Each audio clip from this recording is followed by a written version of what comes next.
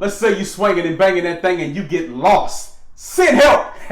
Here's what to do if you ever get lost as the pilot. Hey, let go. Boom. The likelihood of you getting lost in today's world with all the technology that we have at our disposal as pilots is very slim. However, it still can happen in a variety of different scenarios. And whether it happens to you or not, you always want to be aware of some of the strategies that you can deploy if you were to get lost. You can immediately deploy them, and that way you can immediately correct the error and get yourself into a great position. Let's just say, hypothetically, it's a beautiful summer day, it's really hot outside in your destination, and you're thinking to yourself, I'm going to go on a beautiful sunset flight this evening. So you plan that flight out, you strategize, you do your flight plan, you do everything that you possibly need to do as you normally would in your pre-flight. And you take your iPad with you and you flying in an aircraft that maybe has a nice standard six-pack, you swinging and banging that thing. Hey, everything is looking beautiful. Then right along the way, all of a sudden, maybe your iPad starts to overheat a little bit. And we know how these electronics, maybe they can start to overheat and maybe it just clogs out. And then all of a sudden, of course, it's getting darker and darker because the sun is setting. And then now you're in a nighttime situation in a foreign kind of area, territory that you've never been to before, and you've lost your iPad or your electronic device. Some scenario like that where you may start to feel and everything's starting to look the same. You look to your left, you look to your right, the darkness is setting in. Everything, there's no light really shining anywhere. And all of a sudden you may think to yourself, hey, there's a strong possibility I could be lost here. What could you possibly do? Let's get into that thing. Let go! Boom! If you ever get lost, you always want to follow the 6 C's. The 6 C's is going to bring you back to life if you were to ever get lost. And that first C is very, very critical and important because it's like a domino effect. If you don't knock over that first domino, the others don't matter. So the first one is very critical, and that's just simply confessing to yourself that you are lost.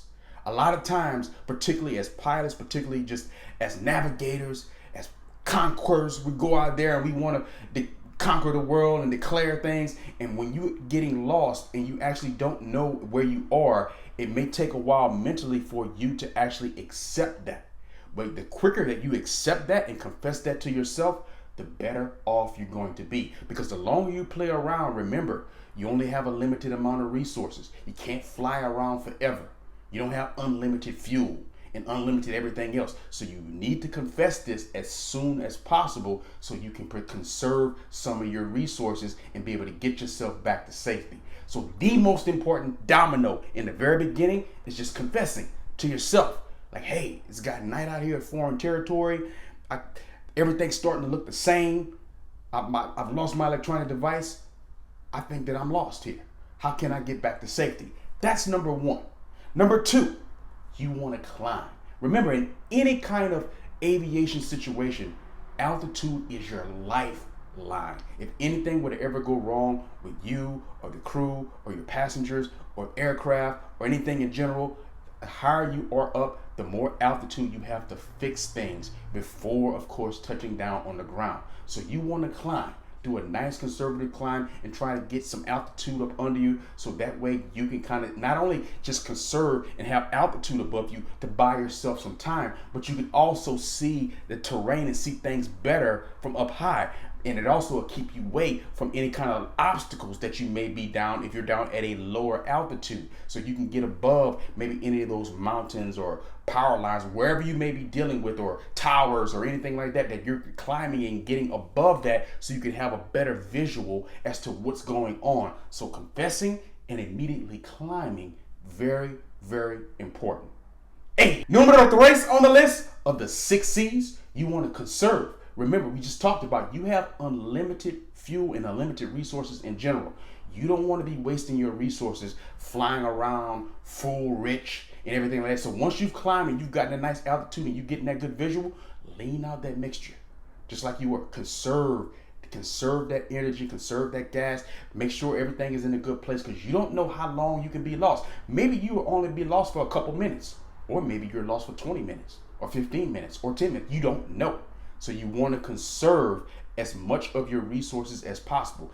Lean out that mixture and be in a good position to where you're conserving everything as much as possible. Hey, you want to communicate, baby. Aviate, navigate, communicate. That's exactly what you're doing. Just because you're lost, you don't stop flying the airplane. Aviate, navigate, you've climbed, communicate. You're communicating and finding someone on some frequency. Maybe you lost contact with ATC.